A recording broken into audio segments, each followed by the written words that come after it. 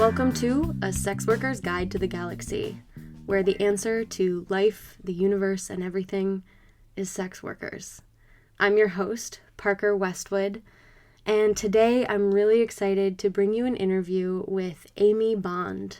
She runs Pole and Dance Studios. That's the name of the company, Pole and Dance Studios, with locations in San Francisco, Oakland, and Berkeley. She's also an author and competitive pole dancer and is a pro bono attorney. She's got a lot going on. We talk about her recent feature in the Netflix original documentary, Strip Down, Rise Up. And if you haven't seen it, you should definitely watch it. It came out in March, I believe. And it talks about the power that is found in pole dance. And it's so nuanced and trauma-informed and not what I expected. So go ahead, give it a watch. I'd love to hear what you think about it, and then dive into this interview or do this interview first. I really don't care.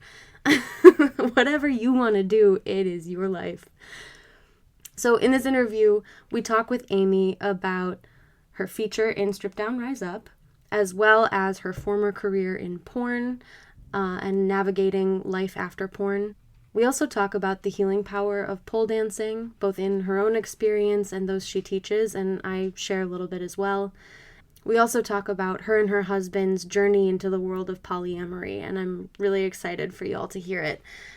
I'm also really excited to announce that this is the first episode that has a Patreon-only interview associated with it. So those of you who are Patreon members, or those of you who shortly will be, get access to this extra interview with Amy Bond. We talk about how to create a dating profile when you're looking for polyamorous relationships. We also get to talk about the joys of anal and all the various things. Anal training.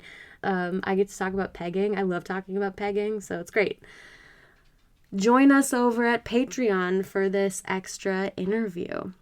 Is all I'm saying. It's one of the many ways you can support this show. Other ways you can support this show include continuing to listen. Thank you. I love it that you all are listening. Share it with your friends. Word of mouth is still one of the most powerful things, and the people that trust you when you recommend this podcast are probably gonna listen. So share away. Use your voice for good. Tell people to listen to this podcast.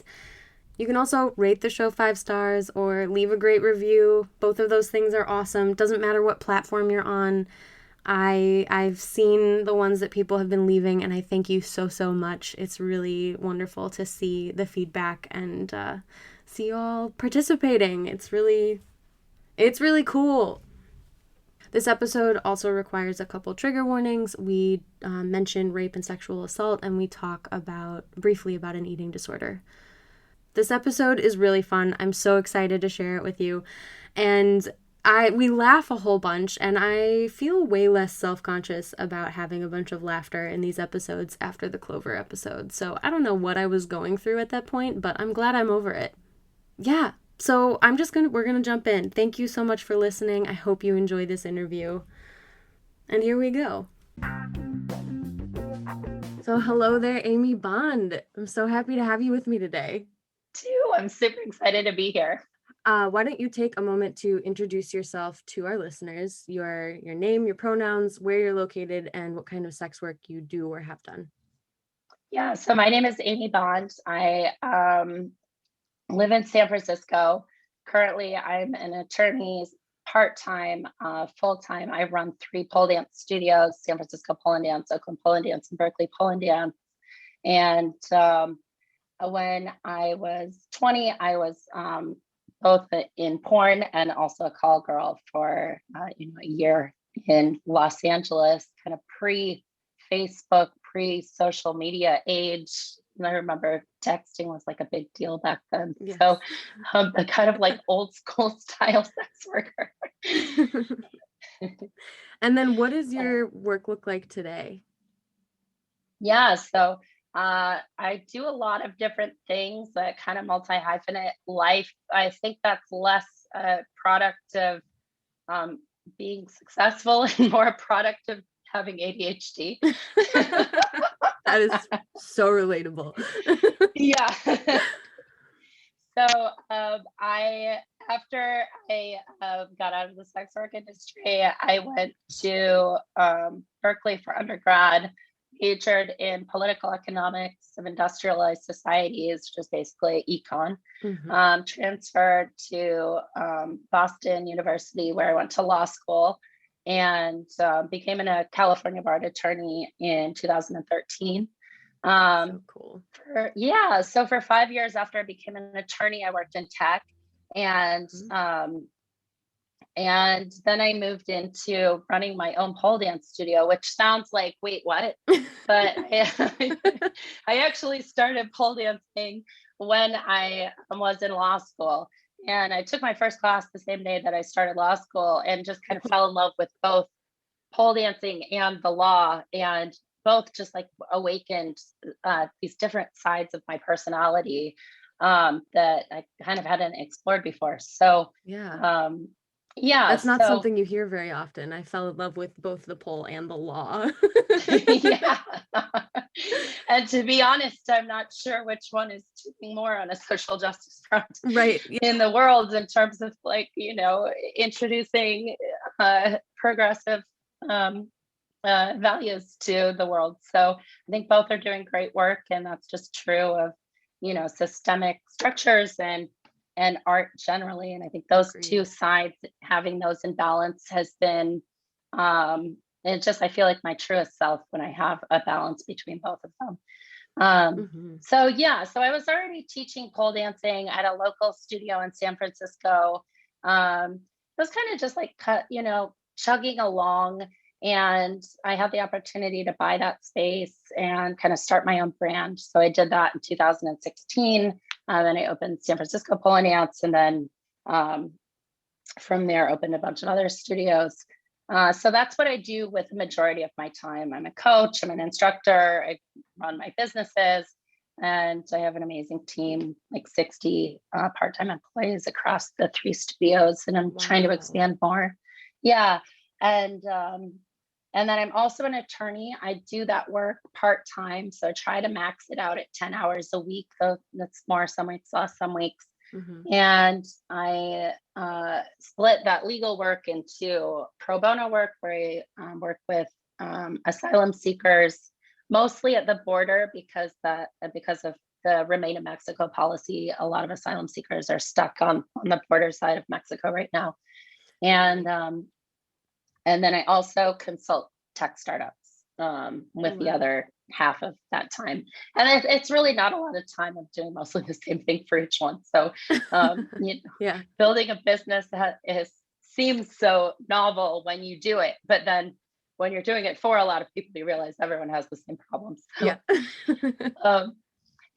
and then I'm a competitive pole dancer, so I also spend quite a good amount of time training and pole dancing, and it's my greatest love. I love that. You have such a full life, and I'm excited to kind of get into it more.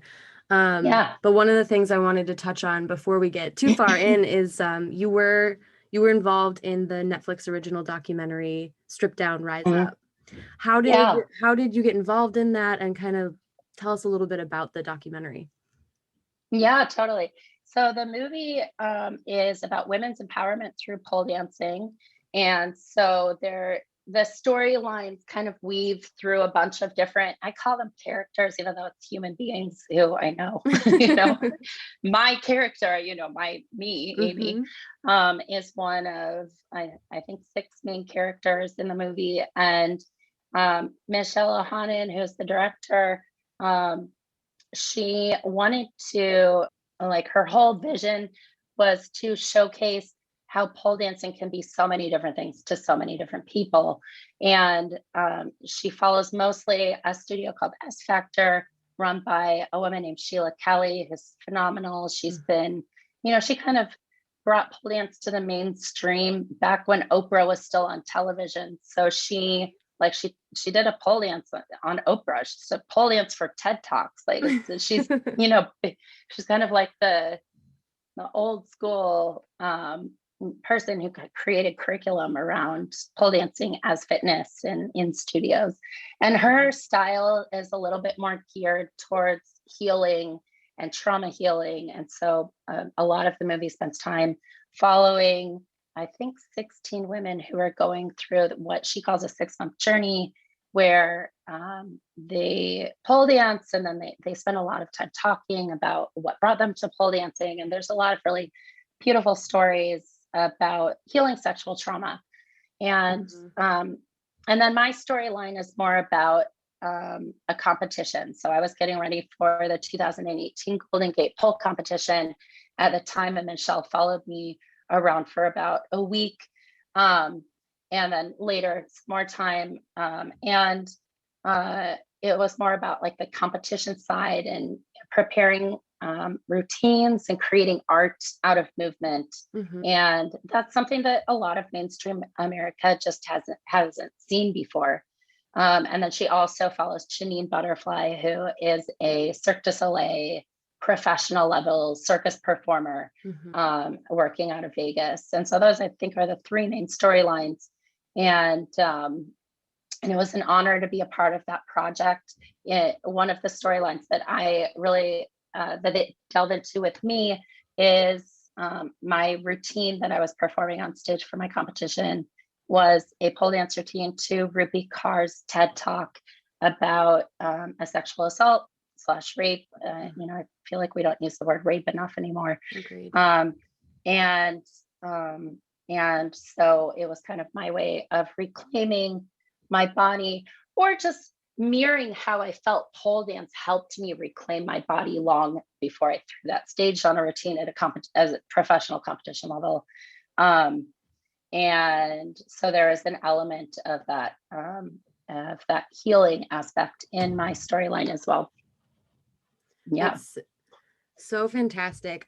Before we move on to the healing element, because I do want to dive into that, because that's something I'm incredibly passionate about.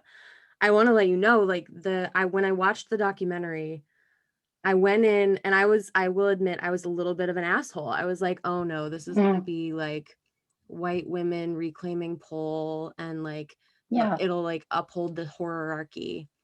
Yeah. But with Sheila being so trauma informed and like willing to grow, and then your storyline in particular like made my heart so happy, because you were like, I don't even see what's wrong with having a background in porn. Like, I don't like, and there was no, specifically your dialogue made it so that like the hierarchy, this like internalized stigma, was just broken down. And I loved seeing that. So thank you for like exposing that to the world. Oh, thank you. Yeah, it was really important for me to see that, because otherwise it's like the division is so real within the industry. I think that's really true. And I just want to speak to that for a second, which is, there is one line that I say in the movie, which is, which I got a lot of, very reasonable pushback for, which was, I said at one point, I wish when people thought of pole dancing, they didn't think of strippers. I wish they thought of strength.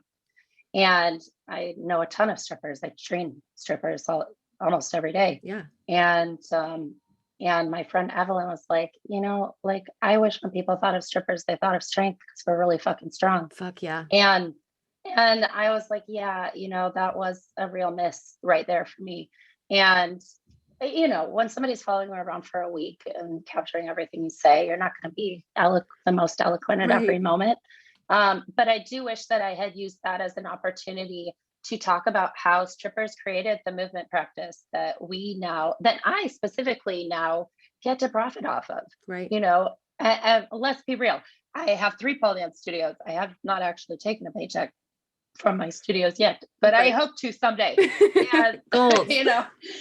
And, and that's mainly because I've just put all profit back into building the next studio and the next one. Yeah. But I think that there is a little bit, this movie came into this kind of cultural, I don't want to call it a war. I hate using war phrases. It's so patriarchal, but like, it came into this chasm that existed between the pole dance community and the community of strippers who are just like, just acknowledge me as a human. I can't tell you how many strippers have reached out to me over email through my businesses to say, are strippers invited? Are we going to be welcome? Or are we going to be treated poorly?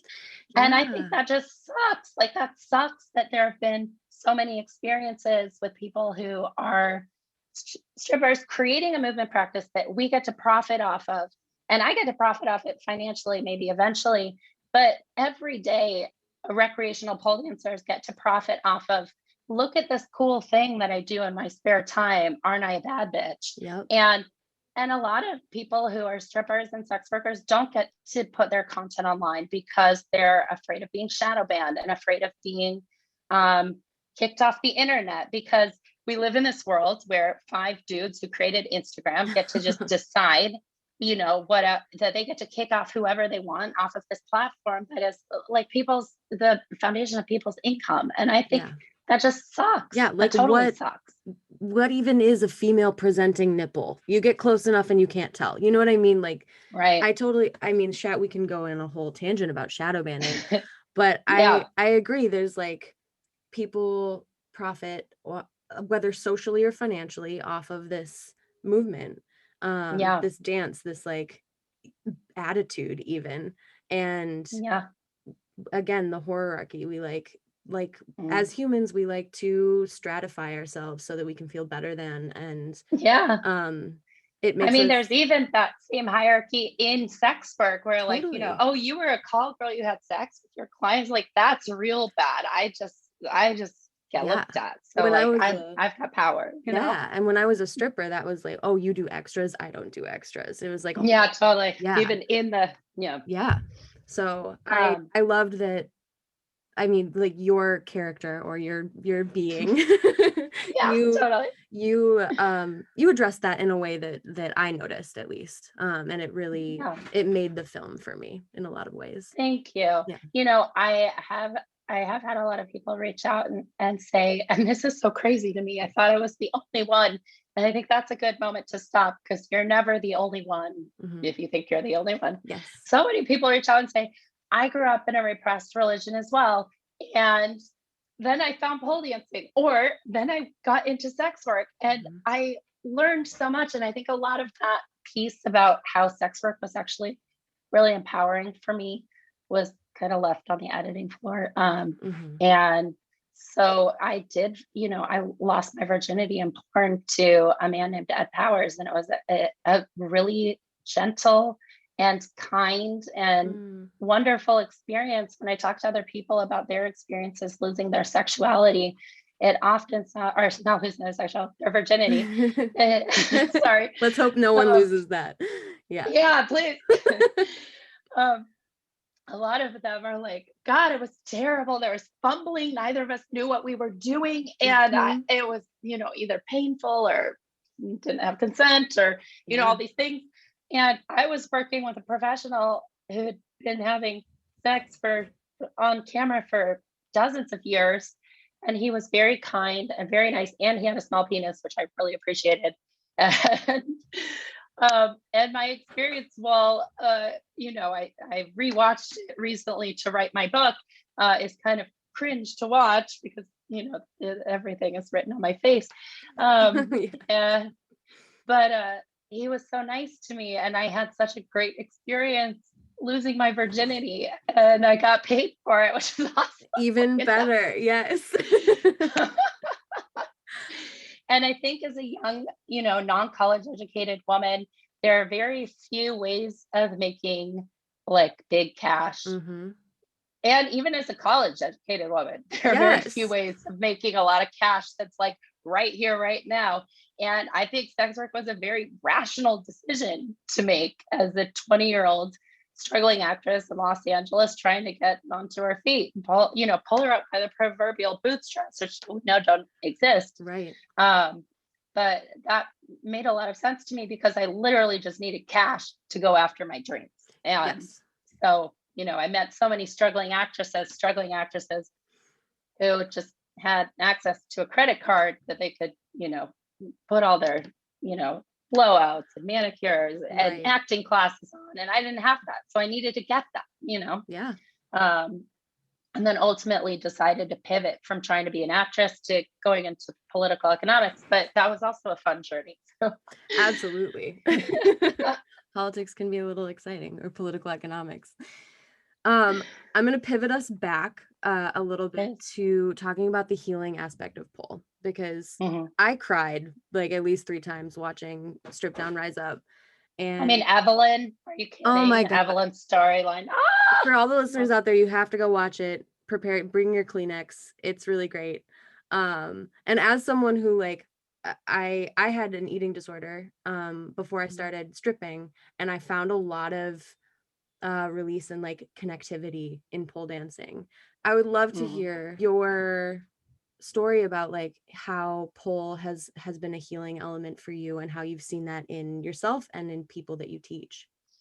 Yeah, I talk about this in the documentary quite a bit, but so in 2003, I was 20, I moved to LA, I got into porn, I got into call girling. It was a wild ride and it was super fun until it wasn't.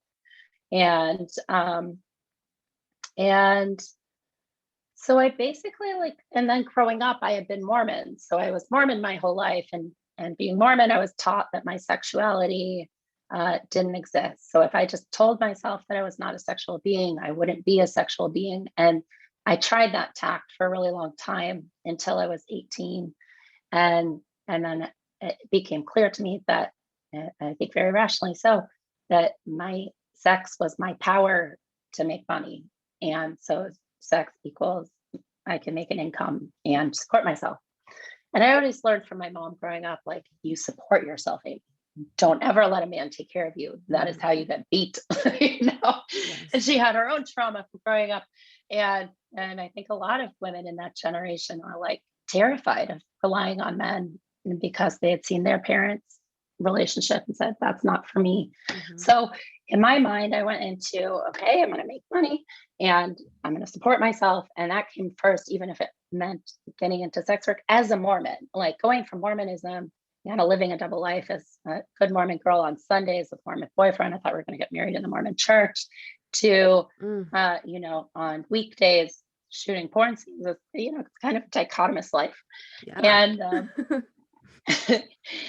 And so during that time period where I was kind of transitioning between you are not sexual at all to your value in terms of financially relies on your sexuality, I learned how to create a sexual persona through my name, Wendy James, and I learned that power from men. Like, it's mostly men on these porn sets. It's mostly men in these hotel rooms doing sexy massage.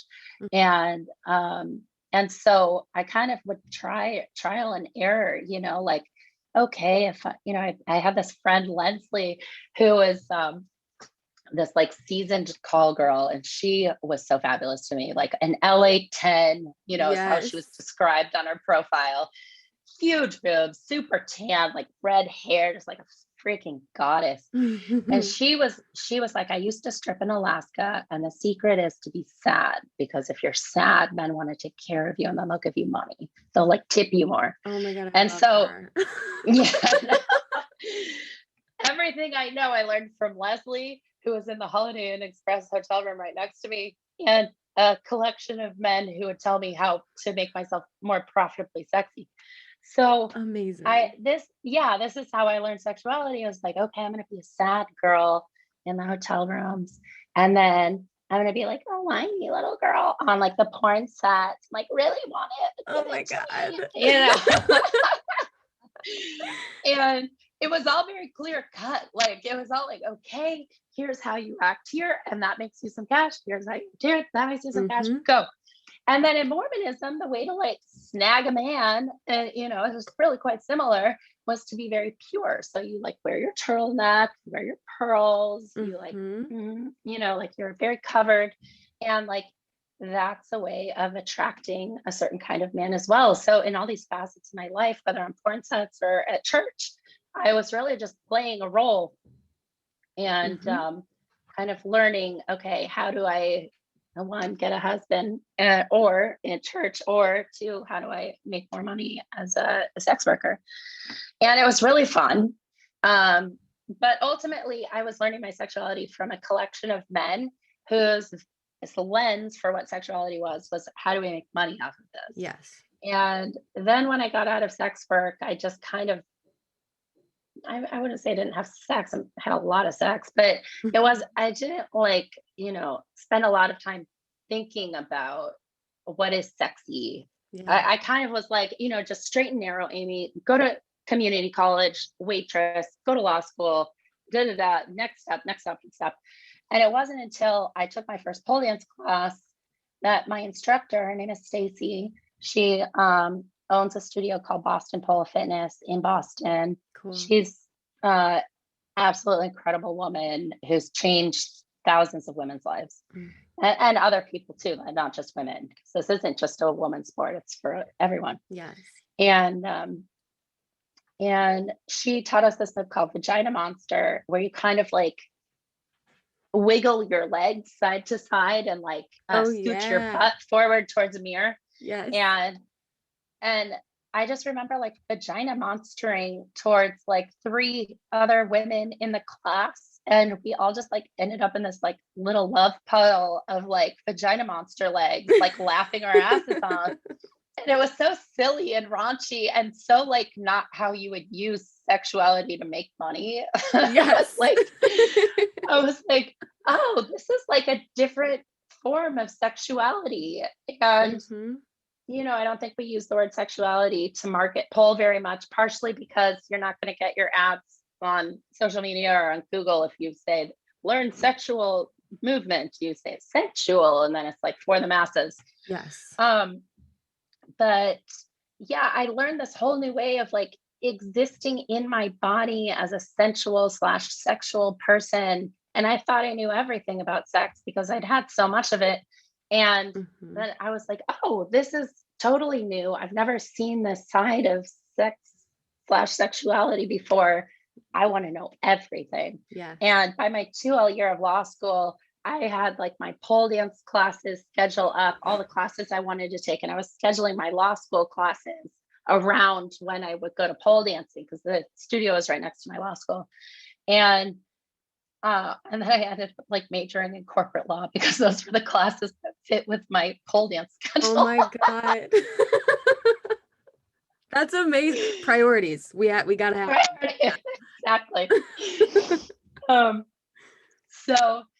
So yeah, I was like, and then I started thinking about it years later, like, oh, pole is really an industry created by women. Like there's not very many industries that are created by women for a mostly female clientele.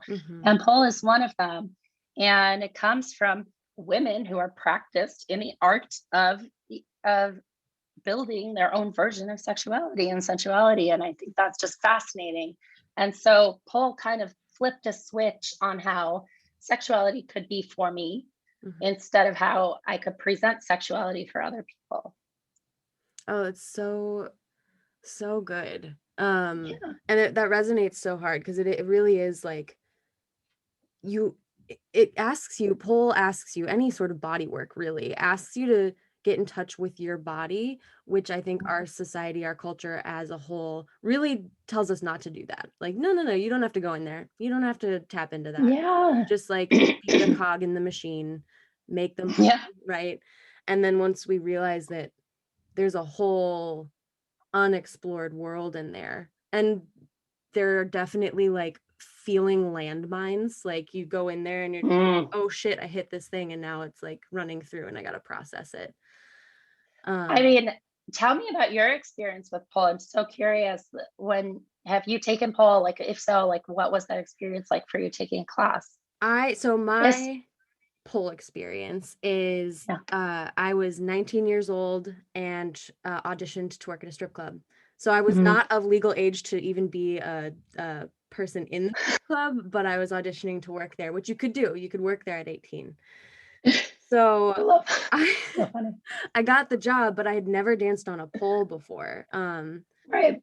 I was a freshman in college and this senior woman was like, you need to teach me how to dance. Actually, just come with me to auditions.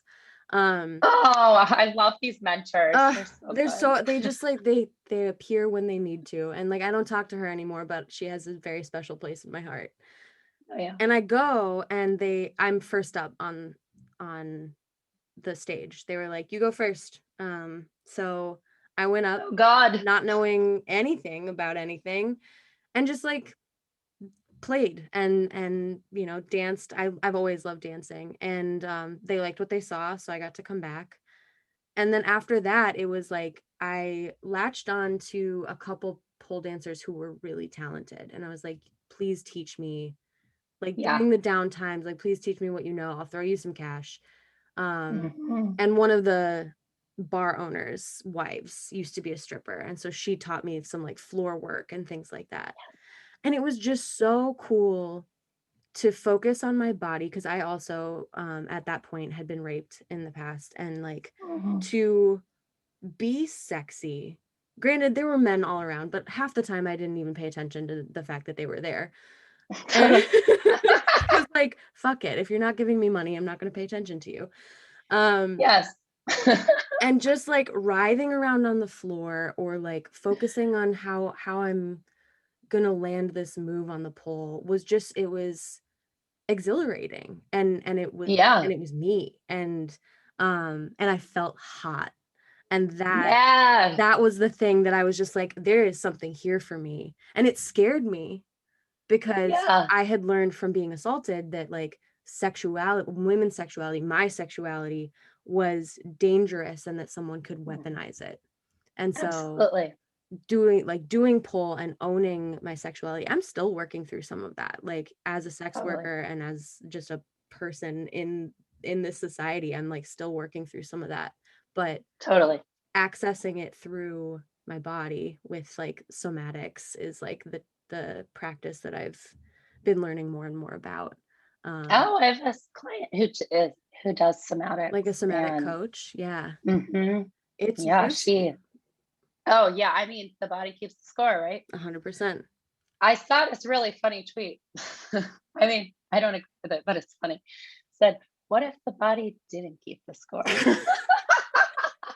Or it was like, if I was the body, I wouldn't keep the score. Just stop counting. Just Yeah, stop. It's too much. does it fill up? Is there like a scorecard thing where it's just done? Like, that is such an amazing experience. And I wanted to say that's another critique that I've heard about the movie, which is, we talk a lot about how pole dance recreational, it's not for the male gaze. And a lot of people who are strippers are like, I love the male gaze. I fucking make money off the male Uh-huh. gaze.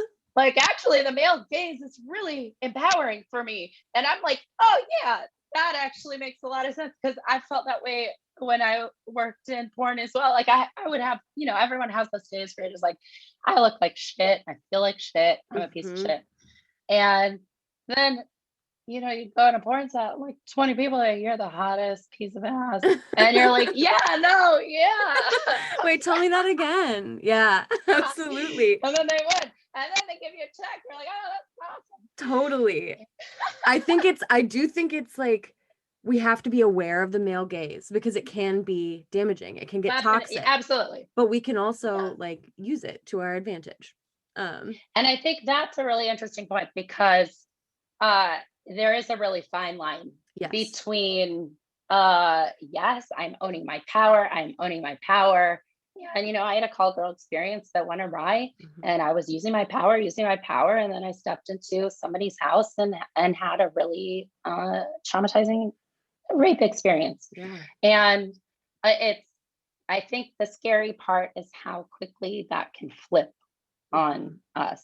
And I think that's why it's so great that there are these safe spaces where you can go to tap into your body. Yes. And there's no one watching. It's not for you, it's for me. And all the other people in the class, they're doing it for them. Yep. So I'm not worried about like how it could flip, Yeah.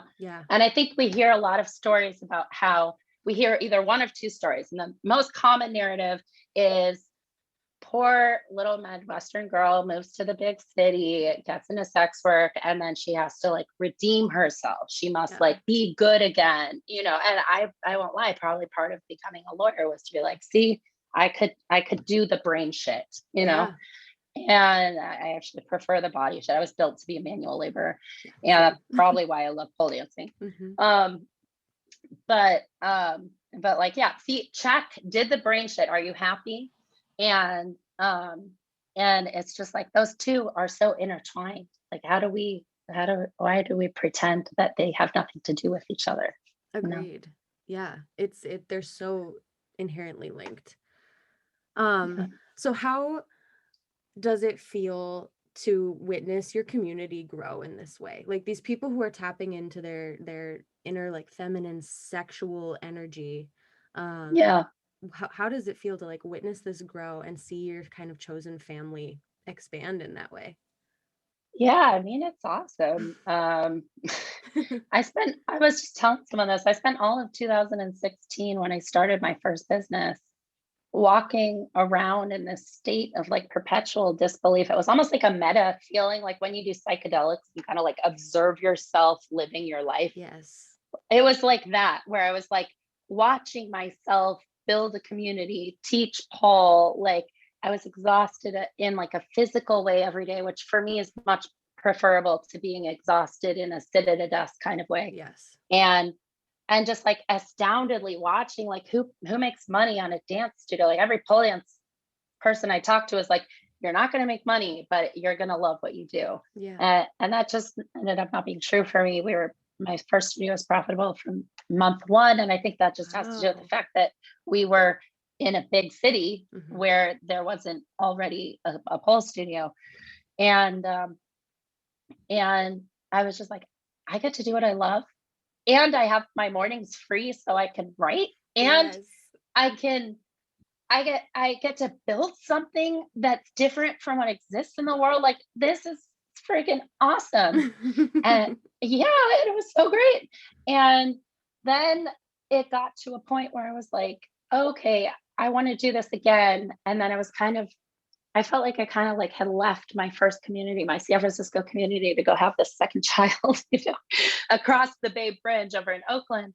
And then it became this really interesting kind of transition from I am the center of this studio and this community, and I'm the person you come to if like your billing didn't work or, like all the boring kind of administrative things that go on behind the scenes with running a business, to, okay, this isn't about me. And I think the part where it became not about me building everything and where I had a team who I could pay a good salary. And that part was important to me. I never hired anyone until I could pay them well. And Yes. so, I know a lot of people do internship programs. I don't think that's the way to do it, but I could get into that another time. We'll go down the Marx hole later. Yes. But yeah. And then it was like, okay, well, how do I cultivate my instructor team so that they're the heart of my studios, and they're cultivating my students in after that.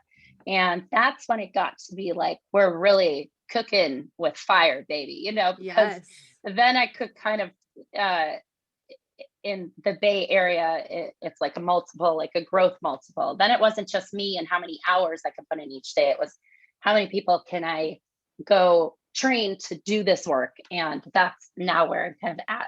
And it is so fun. And this community grows faster that way too, which is awesome. Yeah. Oh, that's so wonderful. I love that. Yeah. So you're also a competitive pole dancer. What do you think about right before you get on stage to compete? I mean, it's kind of like when you're having an orgasm and you just like, I don't know about you, but my brain just turns to white noise. Like I've done the work. I know the moves, like I know what I'm about to do because I put it in my body so many times. And it's just like, yeah, it's just white noise. And there's only been one or two times. And I think that like the real pros, like Janine Butterfly, who does the same routine every night at Cirque du Soleil, and other really amazing, circus artists, probably have more of like a observational feeling of like, okay, this is so in my body, then I'm going to like watch myself and observe the audience. I don't have that. It's more just like, and I think about nothing, and it's awesome. I love it. So that's for me. I don't know how other people feel. That's my experience. That's fantastic. I love that. That's not what I expected to hear it for. I love yeah, no, I don't go to a Zen place. Like, that's not my thing. So good. I mean, it sounds really blissful in a lot of ways. Maybe manically blissful. Like, this is yeah, that's right. Yeah, I'm here for it. Okay, so after the Netflix documentary, what's next for you? I know you recently opened another pole studio. What else do you have lined up for us in the future? Yeah, so I wrote a book called Becoming California. I wrote it the first time in 2016. It was terrible, but it was on the page. Yes. Great. That's like, if you're writing a book for the first time, that's step one. Yes. And the great part is that you think you're done at that point, but you're not done. And then I wrote it again in 2017. It's still terrible. Wrote it again in 2018. Yes. I started working with this woman who, she must be so sick of me talking about her, but her name is Lydia Yuknovich, and she is just a queen among men. I mean, this woman wrote a memoir called Chronology of Water, I think in like 2011. And it's this, like, people call it an anti-memoir because it doesn't actually have a lot of chronology. There's a lot of like back and forth. And it's about her experience growing up in Berkeley and there's some Texas moments, and there's like a flash where she's a stripper, and then there's a lot of sexual assault, and there's how swimming kind of like changed her life. Anyway, wow. I read that book in 2015 and was changed. Like, I was changed to like a genetic level by that book. And wow. I was like, I need to find this woman. Where is she? What is she doing? It turns out she was running a writing thing, like a retreat, like 2 weeks later. So I signed up for this writing retreat, and I went and like studied with her, and she's in Portland, Oregon. And then she opened a center called Corporeal Center, and her whole thing is like writing your experience about your life through the lens of your unique body, which, as a former sex worker, as a dancer, as a competitive swimmer, as a competitive pole dancer, like all of these things, like I experience the world through my body. And I know that's not true for a lot of people. A lot of people think of themselves as, like, my friend calls it, a floating brain. Yeah. I do not. I am the exact opposite from that, where like everything is like how it feels inside, or on my skin, or whatever. Yeah. And so that kind of way of thinking about writing, and like the connection between your body and your brain, was so just revolutionary for me. And so last year, 2020, right before the pandemic, I did like a manuscript class. It was 34 weeks. So me and 7 other writers with full manuscripts met every Wednesday. We would workshop 30 pages from 2 people each Wednesday. And I rewrote my manuscript under kind of her tutelage. And that was a really big game changer. So anyway, that's a long-winded way of saying, now I'm pitching my manuscript to agents, and I'm trying to get published. And it's not easy when you are somebody who's been a sex worker, trying to write about sex work for a kind of, you can't just write for San Francisco, progressives. You have to kind of write, if somebody that is a for the masses publisher is going to publish a book, it's going to be for the masses. So, there was a lot of like fucking and banging before, and now it's a little bit more like a symbolic way of describing sex in some of the sex scenes. But I really did kind of grow up that year when I was 20. The book is 2003 Los Angeles, being a sex worker and leaving the Mormon church. It is very much like that experience was happening at a molecular, bodily, biological level that informed the way that I experienced the world. So her way of crafting narrative through the body really spoke to me, and was the right way for me to write this book, and hopefully get published. Like, we'll see. But now I'm like really into ethical non-monogamy. And my husband and I opened a monogamous marriage. We had been monogamous married for 8 years. We opened like 8 months ago. And now I want to write that book. So I'm kind of like on to the next thing, you know? I've heard that about writing a book, that it's like, it's addictive kind of in that way, where like you write your first one and then you're like, all right, what's the next one? Oh yeah. I'm really excited to read that. Yeah. And then I did want to talk to you about polyamory and non-monogamy. And you great. one of my questions, which was, did your relationship start non-monogamous, or did you open it? So would you mind telling our listeners a little bit about how that conversation went and like how you decided to open? Oh my gosh, totally. I love talking about this. Put a quarter in me. Just tell me to stop when you're I got plenty of quarters. My change jars full, so we're here for a while. Okay, so like 2019, my husband was like going to Seattle a lot because he was working up there like 5 days a week. And he said this thing that really pissed me off, which is, I'm going to Seattle so much. Can you just come with me and like, I don't know, like stay at the Westin? Like, I don't know what his plan was. Can you just come with me? I'm getting lonely when I'm up there. And I'm like, what kind of like hotel room wife do you think I am? Like, I'm just going to follow my husband around, you know? And I was so just offended. But I was also like, well, that sucks that you're lonely. So I was like, let's get you a girlfriend. So we made him a dating profile, and it was really fun, you know? And now I get to like watch, it's kind of like, this sounds so fucked up, but I like, you know, my husband's like my goods. I get to go see my goods being like shopped out in the wild. It was really fun. It's so great. And like, you know, like creating a dating profile for your husband is like marketing. Like I'm like marketing my husband for other women. And that was super fun. And so we called him Web Services Daddy. And oh my God, I love that so much. But my husband is like so not a daddy. Like I'm definitely the daddy in our relationship, and he's more like my little princess. And even though he's like 250 pounds, like 6'2". And so he starts to go on dates with women, and we hadn't done the thing that all the books that we've since read like tell you to do, which is like establish boundaries and like set rules and expectations. So he goes out with this woman and has sex with her on the first date, and then doesn't call me the next day. I'll call him, and I'm, what the hell, Keith? Like, you have sex with me, you didn't call me first. Now I kind of think my way of thinking about that was kind of myopic, because like, what are you going to do? Like, you're in the heat of the moment and you're just going to call hold on, let me call my wife to make sure she's got to inform what's going on. Yeah.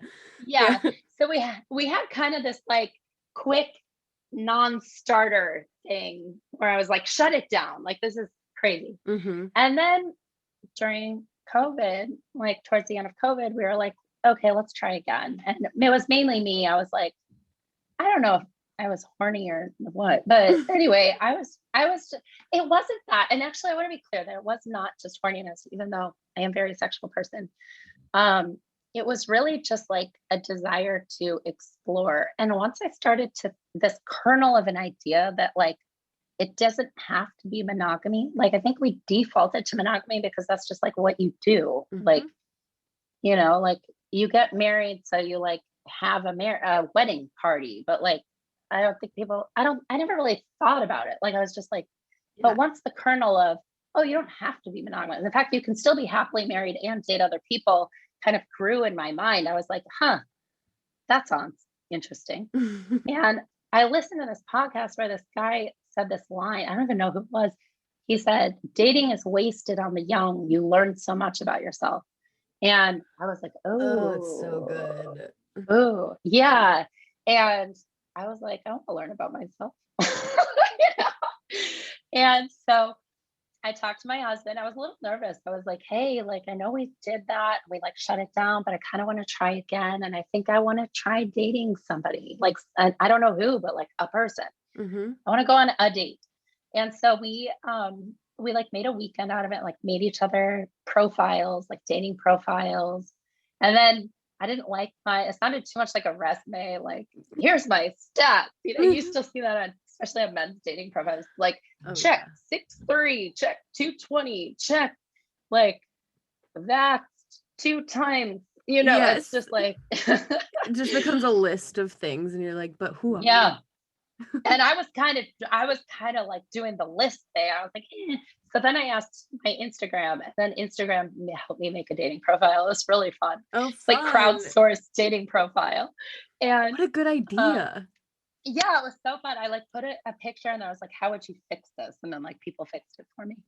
And Nice. so then I started dating, and it was so fun. And it's amazing how, and and the other part was that it was really easy because I had read a lot of Esther Perel, Mm-hmm. and she writes about mating in captivity. Her book, Mating in Captivity, is a great jumping off point. But then her second book, State of Affairs, talks a lot about like setting boundaries and how it works when you do ethical non-monogamy, if you do it right.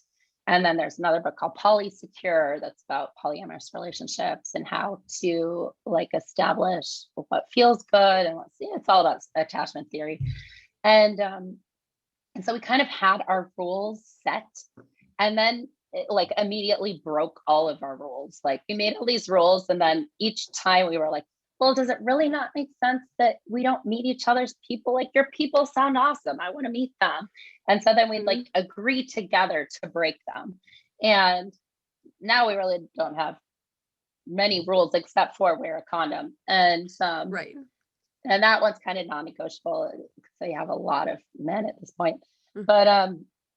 But yeah, so it just ended up being really easy and really fun. And my businesses, it was like the right moment because my businesses were closed from COVID. So I wasn't like having to run my businesses 24/7. Yeah. And I met, to be clear, I met most people socially distanced with masks. Like I went on so many hiking dates. I must have hiked every piece of the Berkeley Hills because I want to go hiking. That's all we can really do during COVID. Yeah.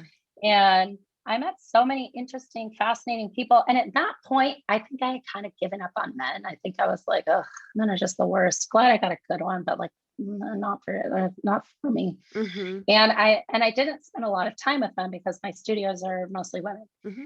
And then I realized how many good men there are in the world. Like I was meeting all these men, and they were like emotionally aware and like thoughtful and like consent driven. And it just felt like this whole kind of new world. And I hadn't dated in over a decade. So maybe like men grew up in that time period. But like it was just, I met so many amazing people. And, now I have some who are boyfriends and some who are, we hang out, friends with benefits, but it's not like we just fuck. It's, I'm really sapiosexual, which is like attracted to people's brains. And Yes. and I've met and rolled around kind of in so many people's brains, and it's been so fun.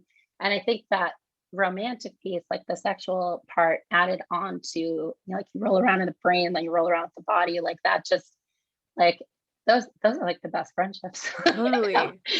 So it's been going well. It's been going great actually. And yeah, despite the like false start, and then we've read the literature and kind of like set the rules, and then kind of grew what this is together. And now we're both like, maybe someday we're gonna get a house, and we have like multiple people who like live in our house. Wow. And like, yeah.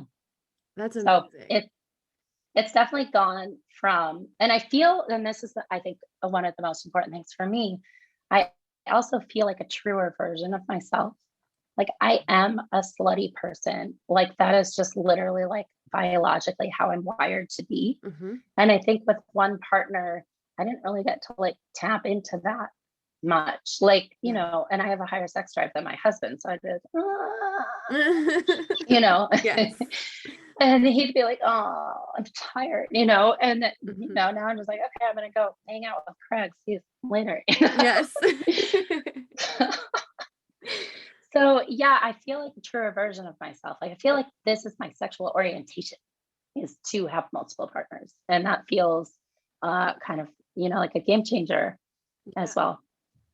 Yeah, and being able to live it, and I find that those conversations can be really hard, and being able to live it with a partner who's like open to it and supportive and like also into it is really like that's relationship goals. That's really exciting. Yeah, I mean, one of my Hawaii boyfriend came out to our house in Portland, and me and my husband and him and my mom and my brother all like hung out, and it was super cool, Love it. I am gonna pause our polyamory conversation here. Yeah. And we're gonna continue it on the first patron only content interview thing that we're doing. Oh, I love that. Yeah, I'm like, we're gonna mix things up a little bit and do some Patreon content. Yeah. Musical chairs, fuck it up. Yeah, fuck it up a little bit.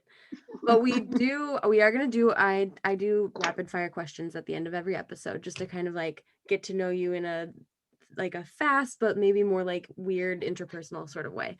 I stole it from Brene Brown, and I love Brene Brown. So I love Brene Brown. yeah, her podcast Unlocking Us is just like so good. So good. Okay, are you ready for the rapid fire questions?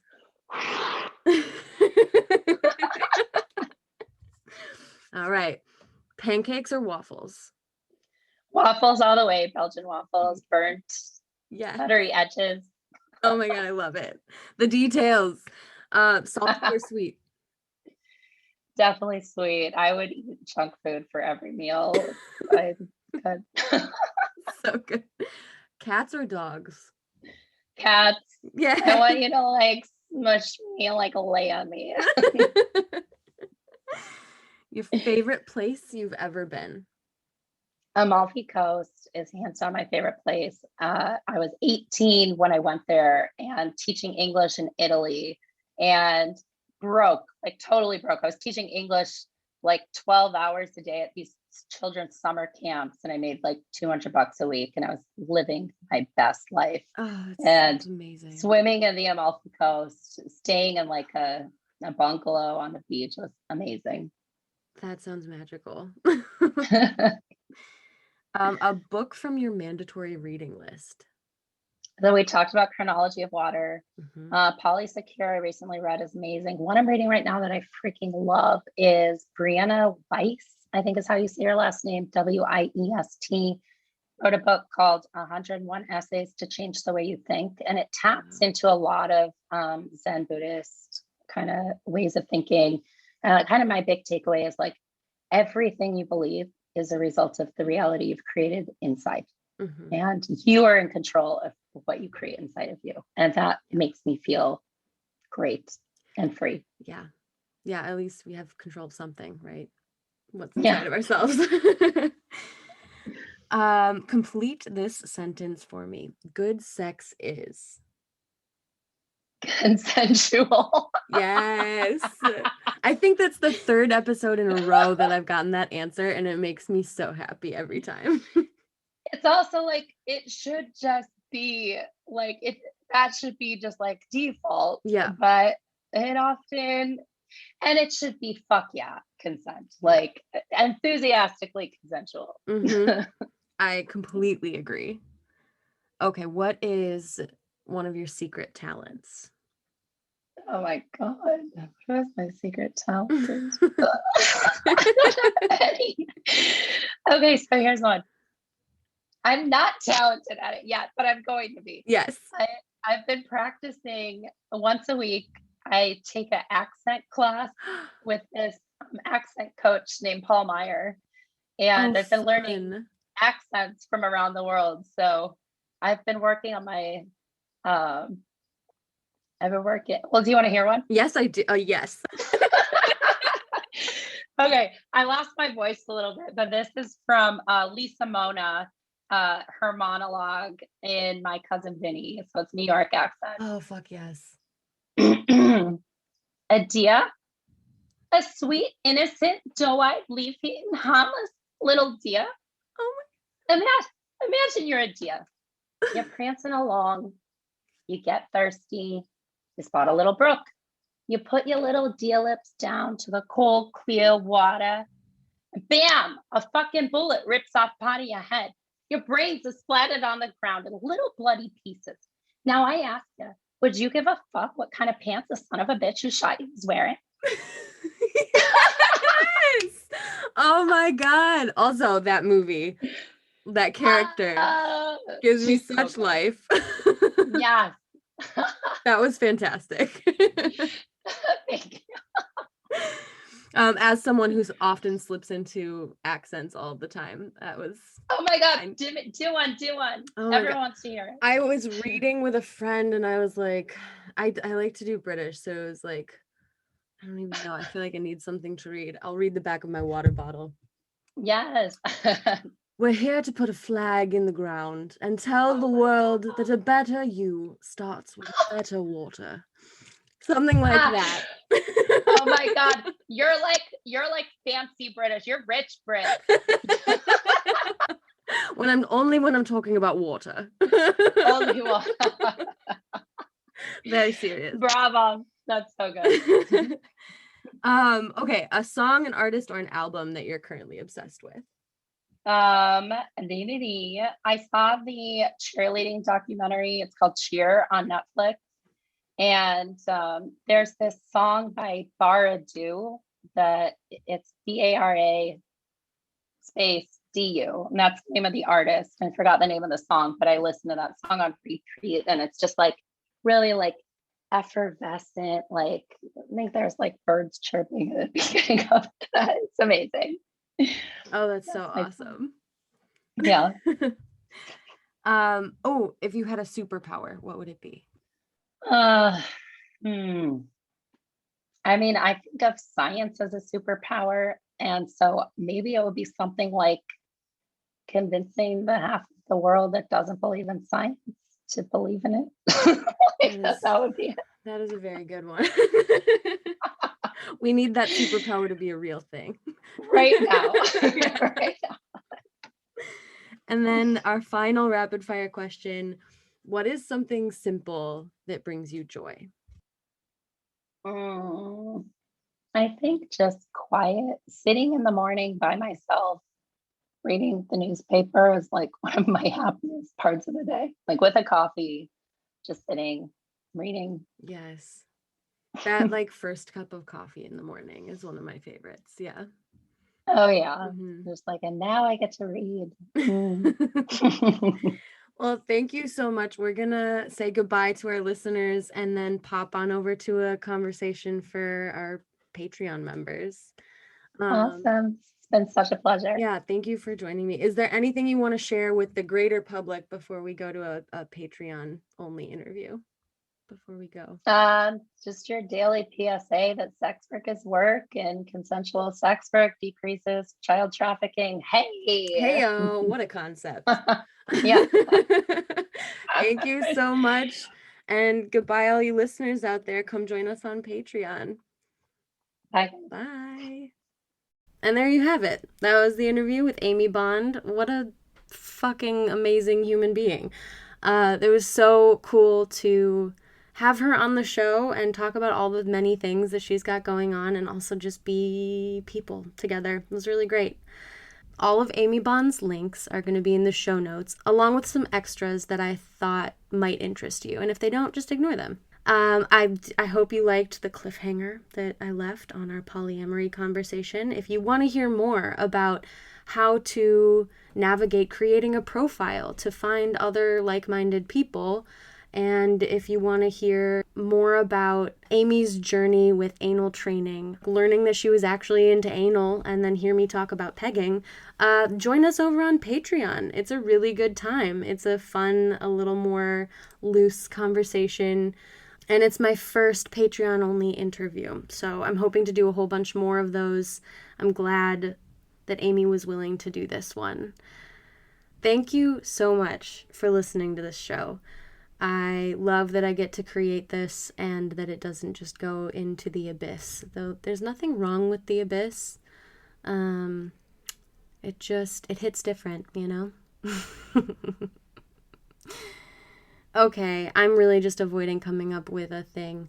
I've been watching so much Star Trek, you'd think it would be easier for me to come up with, yes, I'm a Star Trek person. It's a thing. I've been coping with Star Trek. Anytime I find myself not wanting to feel uncomfortable emotions, I turn to Star Trek, and it causes me to feel other uncomfortable emotions. If you're on another planet and your language translator runs out of battery or fails for whatever reason, the universal noise to indicate that you no longer understand what's happening is to put your lips together and just lackadaisically blow through them, like so. But don't do it too high-pitched. It might be mistaken as a mating call in some cultures. Nanu nanu, motherfuckers.